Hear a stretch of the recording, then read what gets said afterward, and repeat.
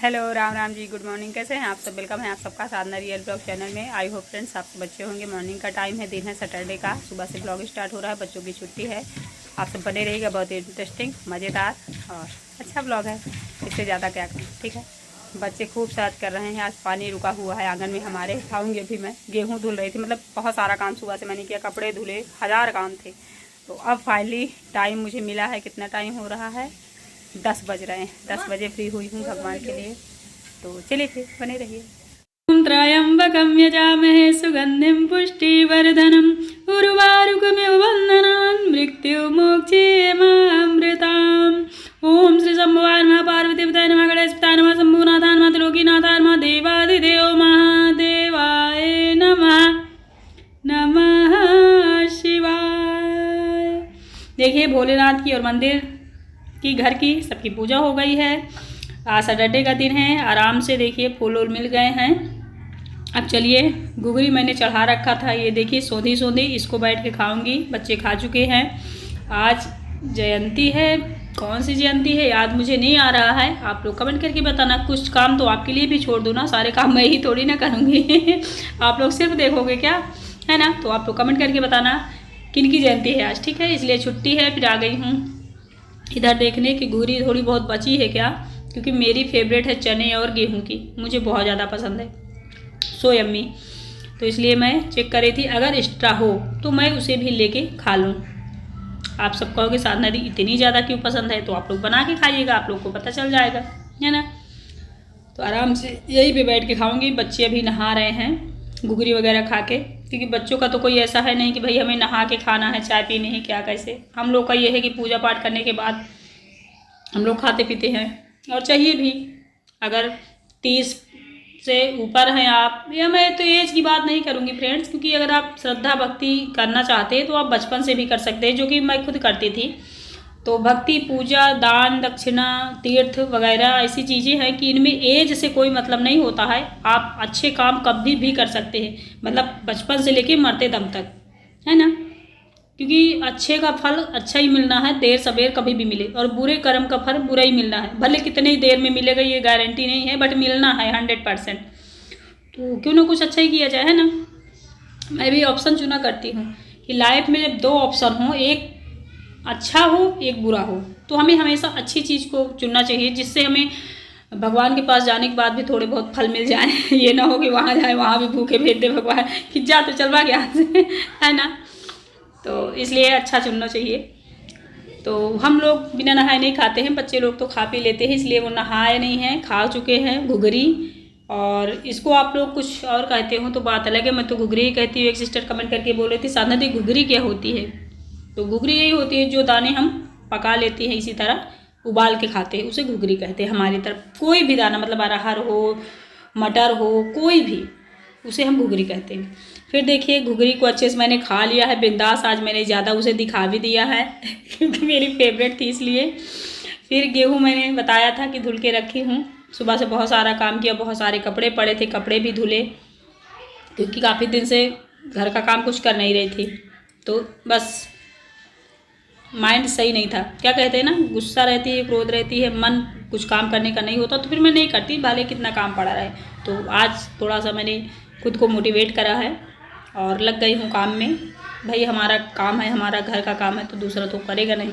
जैसी भी स्थितियाँ हो, काम तो करना ही पड़ेगा। तो बाहर मैंने चटाई बिछा दी है, वहीं गेहूँ यहाँ से लेके जाके डालूँगी और फैलाऊँगी, सूखेगा।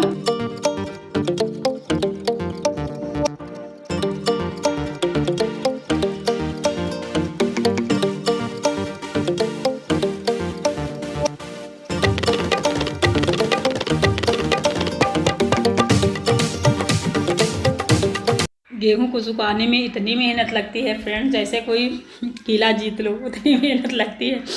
जाके बाहर ले जाओ दुआरे चबूतरे में, फिर गैया को देखो, कुत्ते को देखो कि कहीं खाने ना लगे। मतलब इतनी मेहनत लग रही है कि मैं आप लोगों को बता नहीं सकती हूँ। तो वही मैं गेहूँ लेके तो जा रही हूँ, सोच रही हूँ गेहूँ अंदर आएगा अभी जितना मैं लेके जा रही हूँ कि नहीं। ये देखिए अब यही जस्ट गाड़ियाँ चल रही हैं, सड़क है और लोग आ जा रहे हैं। अजीब तो लग रहा है, लेकिन कभी कभी होता है ना, क्या कर सकते हैं। तो यही सुखाना पड़ेगा, क्योंकि बिना धुले गेहूँ खाने में ना रोटी एकदम अजीब सी आती हैं, टाइट टाइट लगता है कि बाजरे की रोटी है, गेहूं जैसा लगता ही नहीं। तो धुल के पिसाना ज़रूरी होता है। और इकट्ठे गर्मी में मैं कभी भी मैं धुलती नहीं हूँ, क्योंकि पाइयाँ खा लेती हैं। पाई जो होती है ना, बहुत पाई लगती थी। जो टंकी है गेहूं की उसमें भी भर देती थी, वहाँ भी पाई लग जाती थी। मैं थक गई थी, इसलिए मैंने बंद ही कर दिया है गेहूं स्टोर करना। ऐसे बोरियों में रखा रहता है, जब हमें पिसवाना होता है तो मैं गेहूं धुल के पिसवा लेती हूँ। बस यही एक मेरा नियम बाकी है।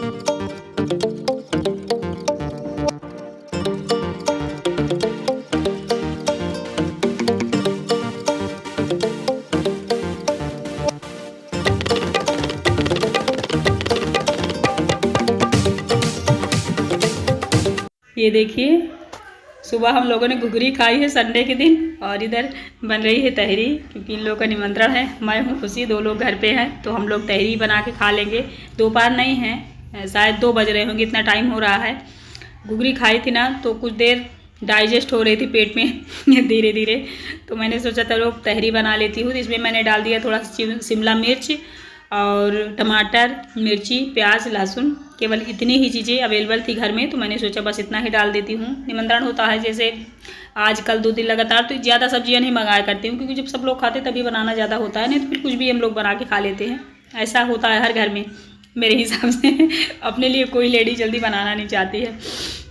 फिर देखिए, सारे कपड़े मैंने जो सुबह धुले थे, आप लोगों से बताया था ना, बहुत सारे कपड़े धुली हूँ। तो तहरी हम दोनों ने खा लिया है।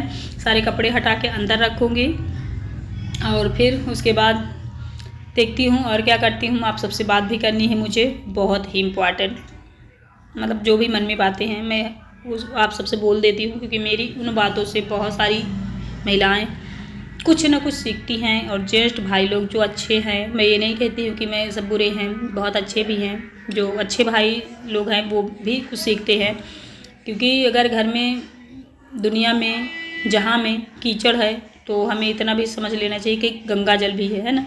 तो जहाँ अच्छाई वहाँ बुराई भी है। तो जो अच्छे भाई लोग हैं वो भी मेरी बातों से सीखते हैं, क्योंकि एक शब्द ऐसा होता है, कहते हैं ना गुरु मंत्र लोग ले लेते हैं, वो गुरु मंत्र जो एक शब्द होता है वो इंसान को बदल देता है। तो ऐसे ही हम किसी और के मुंह से भी एक शब्द सुन लेते हैं, उससे भी हमें मोटिवेशन मिलता है, और हम अपने आप को बदलना चाहते हैं। तो कुछ ऐसे भाई लोग हैं जो सच में अपने आप को बदलना चाहते हैं, बदल लेते हैं, और कुछ अच्छा करके ज़रूर दिखाते हैं। तो उनके लिए भी मेरी बातें होती हैं। चलिए, अब बर्तन वर्तन रख लेती हूँ, फिर करती हूँ आपसे बात। चलिए फ्रेंड्स, काम वाम सारा हो गया, अब चाय वाय पी लूँ मैं।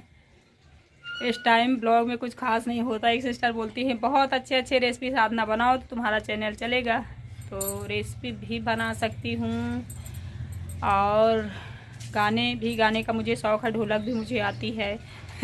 मोटिवेशनल वीडियोज भी बना सकती हूँ। लेकिन कोई भी चीज़ करने का ना अभी शुभ मुहूर्त नहीं है। मुहूर्त होता है तब सारे काम होते हैं। अभी अशुभ दिन चल रहा है, अशुभ समय चल रहा है, प्रॉब्लम्स चल रही हैं। तो मुझे लगता है वहाँ से कैसे ऐसे निकलेगा मोटिवेशन वाली बातें, कैसे रेसिपी बनेगी, कैसे सारा कुछ होगा। तो इसलिए मुझे लगता है अभी जो चल रहा है ना, मैं बस उसे ही चला रही हूँ। और एक बात एकदम क्लियर है कि अगर आप सफलता या कुछ अच्छी चीज़ें अलग देखना चाहते हो, अगर आप चाहते हो कि मान लो मेरा ही चैनल है, मैं ही चाहती हूँ कि मेरा वीडियो वायरल हो, मेरा चैनल आगे बढ़े, लेकिन मैं वीडियो सेम डाल रही हूँ जैसी डेली डालती हूँ, तो जब काम सेम हो रहा है तो सफलता अलग कैसे मिलेगी? मिल ही नहीं सकती। तो काम में या तो आप बदलाव करिए, अपने रूटीन में बदलाव करिए, अपने वीडियो में बदलाव करिए, तब जाके कहीं वीडियो वायरल होगी। वायरल होने का मतलब है अनलिमिटेड कमाई। वीडियो जिनके वायरल होते हैं उनको कमाई क्या होती? अनलिमिटेड, मतलब जिसकी कोई लिमिट ही नहीं है। तो और जब ये ऐसे वीडियो चलते हैं ना धीरे धीरे, तो धीरे धीरे जैसे होता है ना भाई, दाल आज मिल गई, कल रोटी मिल गई, परसों चावल मिल गया, ऐसा कुछ होता है। तो यही हाल मेरा भी चल रहा है। सोचूंगी जो आप लोग सजेस्ट कर रहे हो, सोचूंगी कि उसे करूं। साधना दी, आप एक चैनल बनाइए जिसमें आप प्रवचन दे सकें। तो भगवान प्रवचन में जो साधु संत बैठे हुए हैं, महात्मा जो प्रवचन सच में देते हैं, उनकी बात तो कोई सुनने वाला है नहीं। और जो लोग ऐसे गृहस्थ लाइफ जी रहे हैं, उनकी प्रवचन कौन सुनेगा? आप जिसके खिलाफ बोलने लगोगे वही आपका दुश्मन हो जाएगा।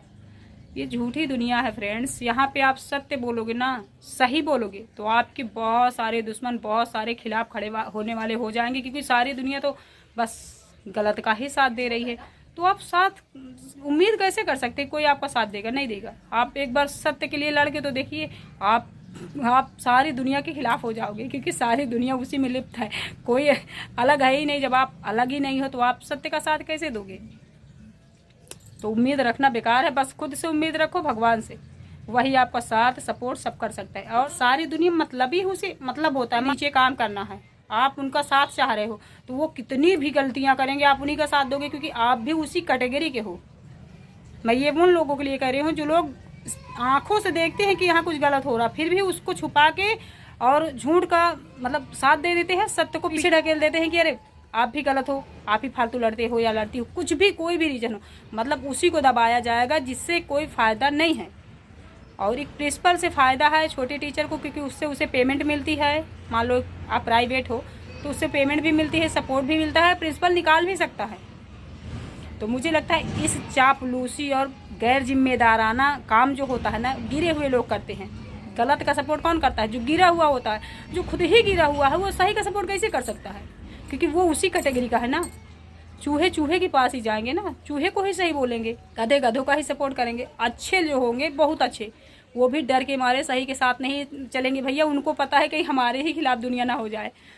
तो ये तो सारी दुनिया है, इसलिए मैं किसी से ये नहीं कहती कि आप या मैं उम्मीद रखूं। हाँ, खुद से रखिए, भगवान से रखिए, शायद वहाँ आपको कुछ न्याय मिल जाए। तो सारी दुनिया आपके खिलाफ हो जाएगी तो आप किससे लड़ोगे?